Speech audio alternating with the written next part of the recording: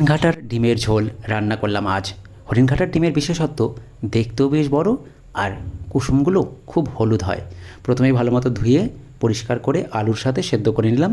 সেদ্ধের পর নুন হলুদ মাখিয়ে সর্ষের তেলে ভেজে নামিয়ে নিলাম। এবার আরও সর্ষের তেল দিয়ে শুকনো লঙ্কা ফোড়ন দিলাম, পেঁয়াজ কুচি, দিলাম গ্রেট করে রাখা পেঁয়াজ, আদা, রসুন, দিলাম স্বাদ অনুযায়ী নুন ও কাঁচা লঙ্কা কুচি। মিনিট পাঁচেক কষিয়ে দিলাম জিরে গুঁড়ো, ধনে গুঁড়ো, হলুদ গুঁড়ো, লঙ্কা গুঁড়ো, একটু জল দিয়ে কিছুক্ষণ কষালাম। কষিয়ে কেটে রাখা আলুগুলো দিয়ে দিলাম। আলু দেওয়ার পর একটু জল দিলাম যাতে পোড়া না লাগে। মিনিট পাঁচেক এভাবেই কষালাম। তারপর দিলাম পরিমাণ মতো জল। মিনিট দশেকের জন্য জলটা ঢেকে দিলাম। ঝোল ফুটতেই ছেড়ে দিলাম ডিমগুলো। তারপর দিলাম পাশাপাশি কাশ্মীরি লঙ্কা গুঁড়ো। কাশ্মীরি লঙ্কা গুঁড়ো দিলে ঝোলটা লাল হয়, দেখতেও সুন্দর লাগে।